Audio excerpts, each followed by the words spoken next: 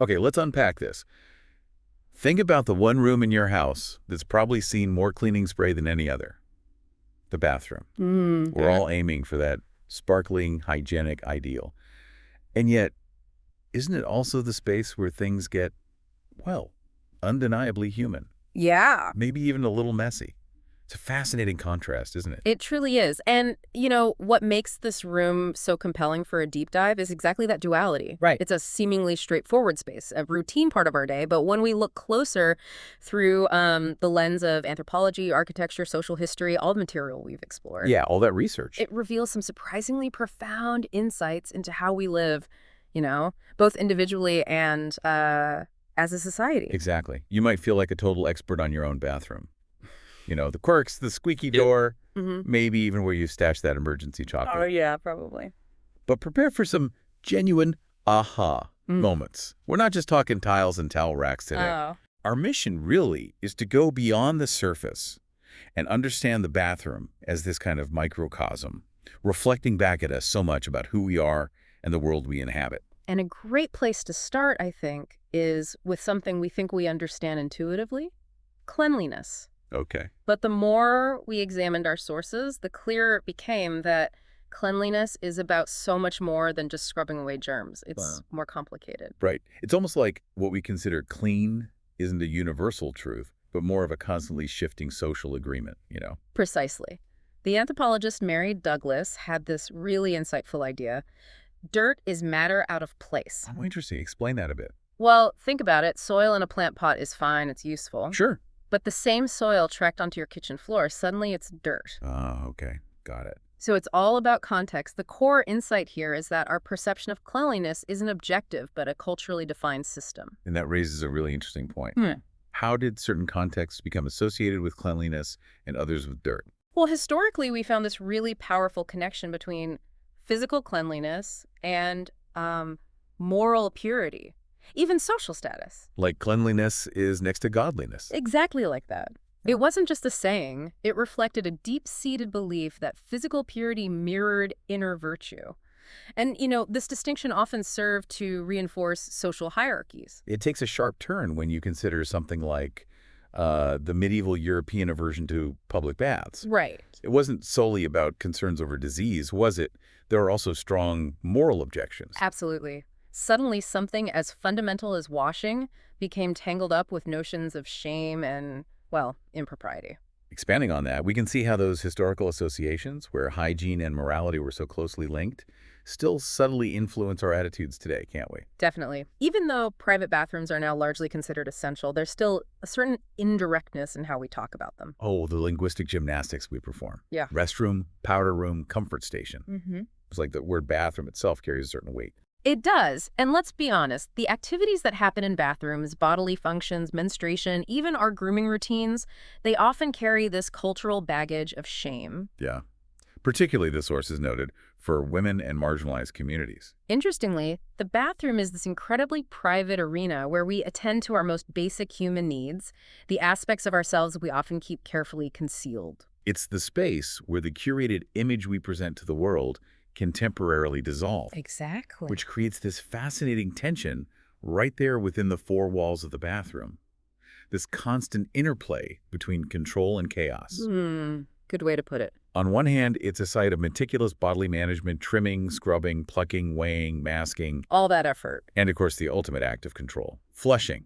It's a stage for self-discipline, amplified by modern beauty standards that demand so much of us. But if we consider it more deeply, the bathroom is also one of the few spaces where a degree of bodily chaos is not only acceptable, but, well, expected. Like what? Sweating, bleeding, vomiting, excreting, these are fundamental aspects of being human, and the bathroom is where we deal with them. It's a designated zone for the unfiltered realities of the body. And for some, this duality can take a darker turn. The sources mention this too. Yes. The bathroom can become the setting for struggles with eating disorders, the location for panic attacks, a private space where intense feelings of body shame can really take hold. So we return to this central paradox. Right. It's the room we strive to keep most sanitized, right? Rigorously cleaned and disinfected. Mm-hmm. Yet it's intimately connected with mess, with vulnerability, with our most raw and unvarnished humanity. It's quite profound when you think about it that way. Okay, so we've explored the bathroom as this culturally charged space, but let's get down to the literal foundation, the pipes and porcelain. Right. The plumbing. The story of toilets and plumbing is actually far more captivating than you might initially think. Absolutely. It's easy to take something as commonplace as the flush toilet for granted, but its development is a remarkable tale. Ancient Rome, for instance. Yeah.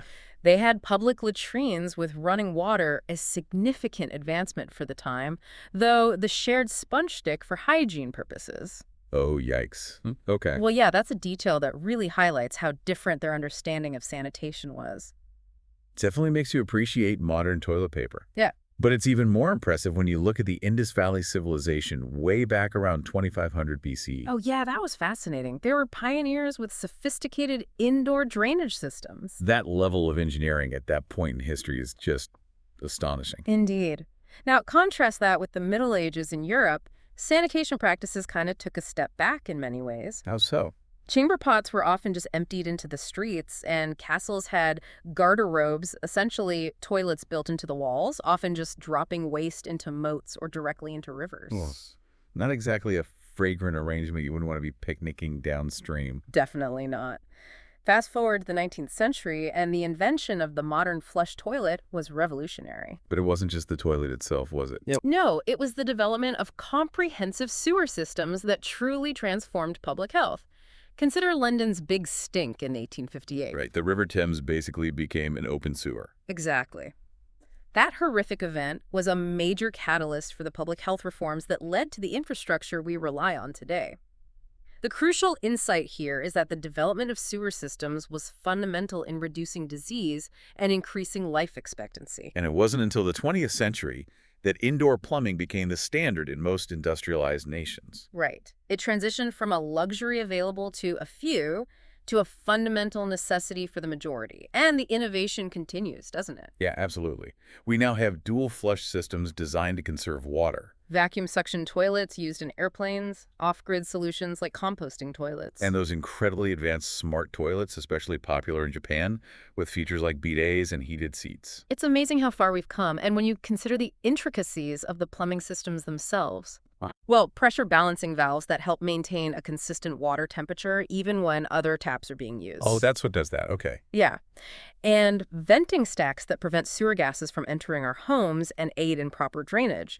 Wastewater traps the S-bend under the sink that stop those gases from coming up through our drains. It's this whole hidden world of engineering that most of us never give a second thought to. Exactly. Understanding why these elements are there gives you a real appreciation for the system. This raises a vital question. Yeah. How often do we truly acknowledge the profound impact of indoor plumbing? Probably not often enough. It stands as one of the most significant factors in increased life expectancy globally. Just having access to clean water and efficient waste removal. It's had an immeasurable effect on public health, yet it's something we largely take for granted. So from essential function to, in some cases, elaborate luxury. Let's delve into bathroom design. Okay. At its core, a bathroom needs to be practical, right? Yeah. Good ventilation to prevent mold growth. Non-porous surfaces that are easy to clean, effective drainage, proper waterproofing, all the fundamental requirements. And let's not overlook ergonomics, ensuring everything is at a comfortable height and easily accessible. Absolutely. But beyond those functional imperatives, the bathroom has increasingly become a space for personal expression and, well, indulgence. We see a strong trend towards spa-inspired elements, don't we? Definitely.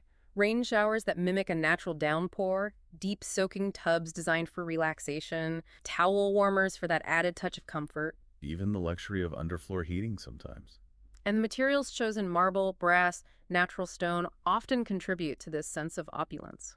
And in some high-end residences, the boundaries are even blurring, with open-concept bathrooms becoming a design statement. Right. It prompts the question, is the bathroom primarily evolving into a status symbol, a way to showcase affluence, or is the core driver the creation of a personal sanctuary for well-being and self-care?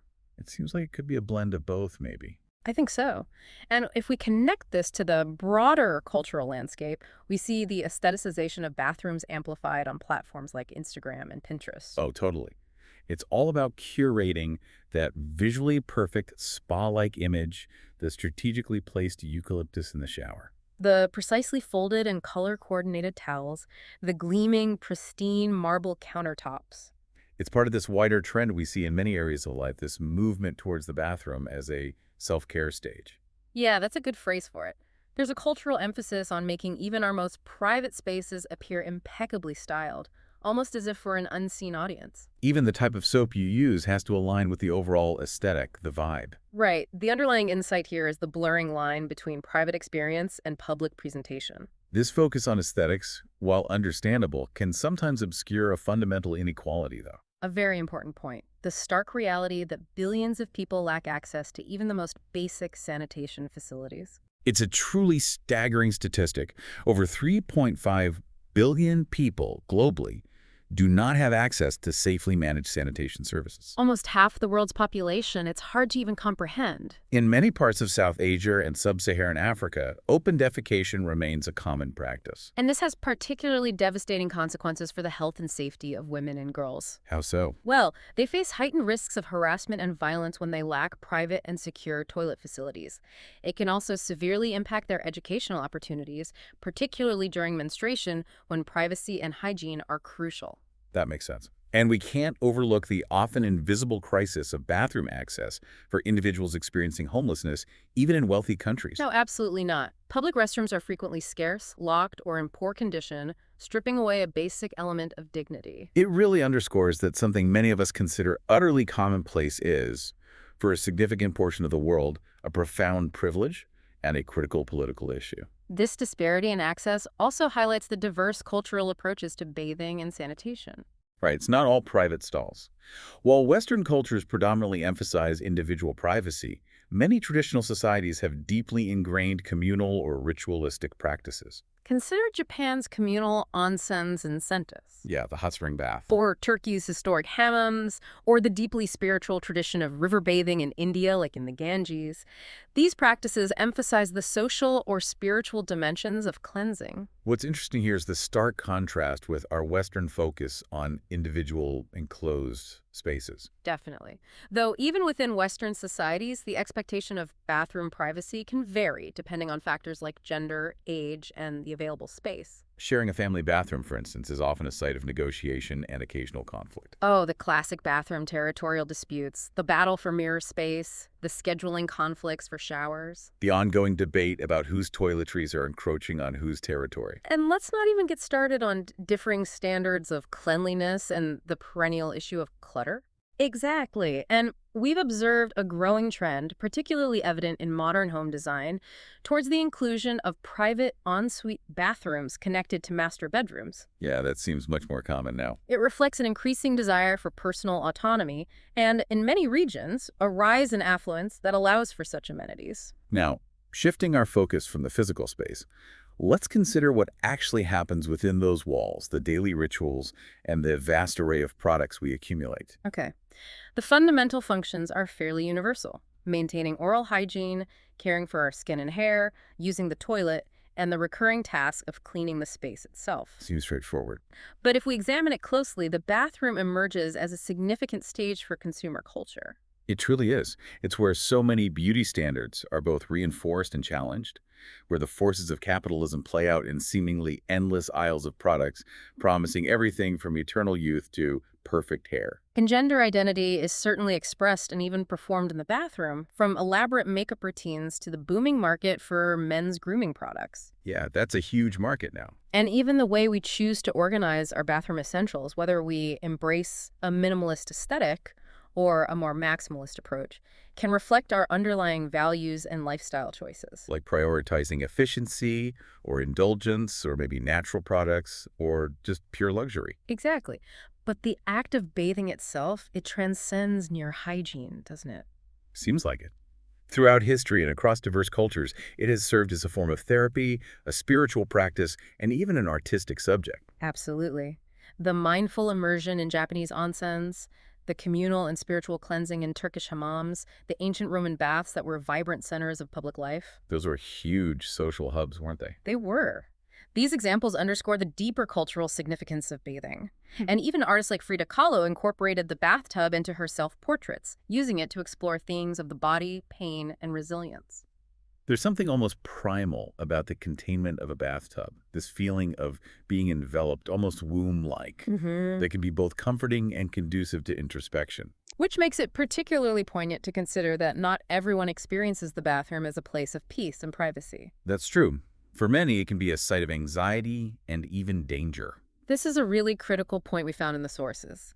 Transgender individuals, for instance, often face discriminatory bathroom bills and endure harassment and surveillance simply for trying to use a public restroom that aligns with their gender identity. That's a major issue.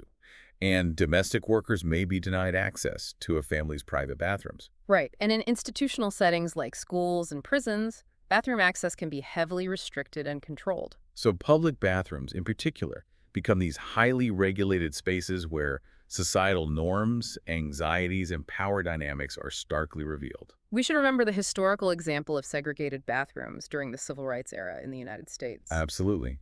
Rosa Parks' activism, while famously on a bus, was deeply connected to the fight for equal access to all public facilities, including restrooms. It highlights how even something as seemingly mundane as bathroom access can be a potent symbol of systemic oppression.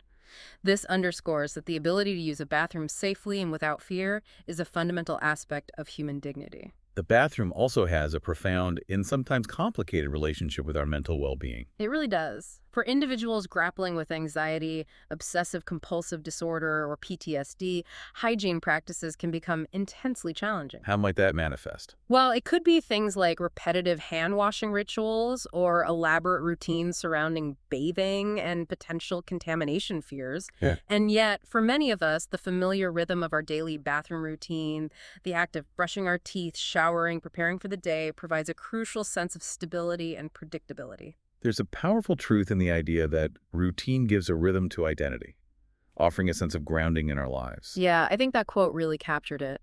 What's fascinating is how these seemingly simple bathroom rituals reflect our inherent need to regulate our minds just as much as our bodies. They provide a framework and a sense of control that can be incredibly comforting. And for some, the bathroom becomes a surprisingly important, albeit often private, space for self-discovery and expression. Absolutely. We saw this mentioned particularly for many queer individuals. Yes. The bathroom can offer a private sanctuary where they can explore their gender identity, maybe experimenting with clothing, makeup, or grooming practices without the fear of judgment or scrutiny from the outside world. It can also serve as an emotional refuge, right? Hmm. A private space where someone can retreat to cry or simply escape from a stressful or toxic environment. Often because it's the only room in a home or building with a lock, it becomes this incredibly personal and vital sanctuary. In that sense, behind that often locked door, for some people, the bathroom is where they can truly be themselves, away from societal expectations and pressures. Yeah, a space of authenticity. The bathroom is also a space saturated with sensory experiences, and that comes with its own set of social anxieties, doesn't it? It certainly does. There's a significant olfactory stigma attached to bathrooms. Definitely. We feel compelled to mask any natural odors with air fresheners, scented sprays, candles. All these attempts to create a more socially acceptable reality. And then there are the sounds, the flushing of the toilet, the running of water, and other personal noises. This often leads to elaborate, almost performative behaviors when using shared bathrooms, doesn't it? Oh yeah, running the tap to mask sounds, making a swift exit to avoid any potential embarrassment. What this highlights is the deep societal expectation for us to be not only physically clean, but also discreet and almost invisible in our most private moments. Okay, we've discussed what goes into the bathroom in terms of our bodies and routines. Now let's consider what goes out waste. Right. What actually happens after we flush the toilet? It's a process most of us don't give a second thought to, but that flushed waste enters a complex network of sewer systems. Travels to wastewater treatment plants where it undergoes various stages of filtration and chemical treatment. And is often ultimately discharged back into rivers, lakes, or oceans. And while standard toilet paper is designed to break down relatively quickly in water, there's a growing environmental problem caused by so-called flushable wipes. Yeah, yes, the wipes. Mm. They aren't really flushable, are they? Not really. They're often made of non-biodegradable materials and contribute to massive and costly blockages in city sewer systems, the infamous fatbergs. Oof, fatbergs. Grim. This brings up important questions about sustainability. It does. We're seeing a growing interest in more environmentally friendly alternatives like composting toilets. which are gaining popularity in eco-conscious communities and off-grid living situations. Yeah. And gray water systems, which recycle water from sinks and showers for toilet flushing or irrigation, are also becoming more common. And some regions are even implementing regulations to limit the amount of water used per flush or offering incentives for installing low-flow fixtures. The key takeaway here, I think, is that when we flush, we are not making waste disappear. We are merely displacing it. It has to go somewhere. That's a sobering thought. Finally, let's return to the physical environment of the bathroom. The decor, the mirrors, and how these elements influence our self-perception. Oh, The mirror in the bathroom is such a potent object, isn't it? It serves a practical purpose, allowing us to see ourselves. but it also operates on a deeper, almost philosophical level. It reflects our physical appearance, which in turn can significantly impact our self-image. And not always in a positive way. Absolutely. For individuals struggling with body image issues or body dysmorphia, the bathroom mirror can become a trigger for intense self-criticism and even disgust. The philosopher Michel Foucault even referred to mirrors as technologies of the self. Right. Tools we use to monitor and regulate ourselves according to prevailing social norms and expectations. And then there are the conscious choices we make when Yeah. decorating our bathrooms, the types of plants we select, Often those that thrive in human environments. the artwork we choose to display, frequently calming, water-themed pieces. The scents we introduce through candles and essential oil diffusers. What's interesting here is how these seemingly small decorative elements contribute to the overall atmosphere of the bathroom. Often transforming it into a personal sanctuary, a space defined by specific scents, sounds, or the deliberate absence of them, and a sense of solitude. It offers a brief respite where we can feel a sense of control in a world that often feels chaotic. Yeah, a little pocket of calm. So as we come to the end of this deep dive, it's clear that the bathroom is far more than just a room with plumbing. It's this incredible threshold, isn't it? It truly is. A liminal space, as the anthropologist Victor Turner described it. Liminal. A transitional zone between public and private, mind and body, clean and dirty, even what we might consider sacred and profane. Okay. It's a place where we are, quite literally, in between states, often undressed, vulnerable, and unmasked. Liminal spaces are characterized by ambiguity and the potential for transformation. And those rituals we perform in the bathroom, the acts of grooming and cleansing, they echo ancient rites of purification and renewal found across many cultures.